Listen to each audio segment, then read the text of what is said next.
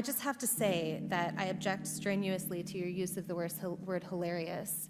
To me, this feels a lot like your reaction to being named in one of these manifestos. Now, you're of course not responsible for the words of somebody writing that document, but I do think that laughing at it is a real problem, because these are real families that are impacted by this violence. And I think our efforts towards talking about this have to start from a place of mutual respect, which is what I've heard from this side of the table. Now, the reason we don't have those numbers, I want those numbers as much as you do, but to say the numbers don't show something is simply not supported by the data. You know that white supremacy and white nationalism ranks nowhere near the top of the issues that are facing Black America. And the reason that you are bringing them up in this room is because it is an attempt to make the election all about race, as the Democrats Not in my case, Ms. Owens. I'm sorry. Please do not characterize my motive. Mr. Chairman, it's my time. Yeah, it's my time. You've got your time, Mr. Menendez. I'll give you 3 more seconds.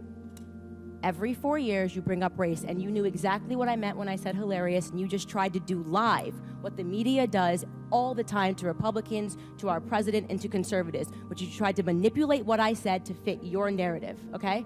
I was not referring to the subject matter that is hilarious. I said it's hilarious that we are sitting in this room today, and I've got 2 doctors and a missus, and nobody can give us real numbers that we can respond to so we can assess how big of a threat this is, because you know that it is not as big of a threat as you are trying to make it out to be, so that you can manipulate. And the audacity of you to bring up the Christchurch shooting manifesto and make it seem as if I laughed at people that were slaughtered by a homicidal maniac is, in my opinion, absolutely despicable. And I think that we should be above that. To try to assign reality or any meaning to a homicidal maniac writing a manifesto, which, by the way, let the record show, also stated Spyro the Dragon, the child's cartoon, as a source of inspiration. He also cited Nelson Mandela as a source of information. I don't think that Nelson Mandela has inspired mosque shootings. You can correct me if you think I'm wrong.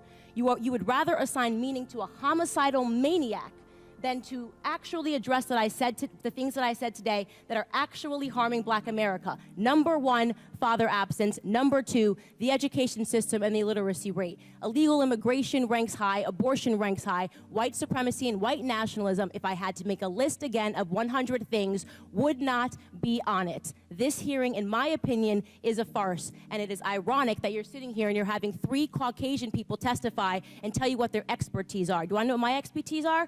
Black in America. I've been Black in America my whole life, all 30 years, and I can tell you that you guys have done the exact same thing every 4 years ahead of an election cycle, and it needs to stop.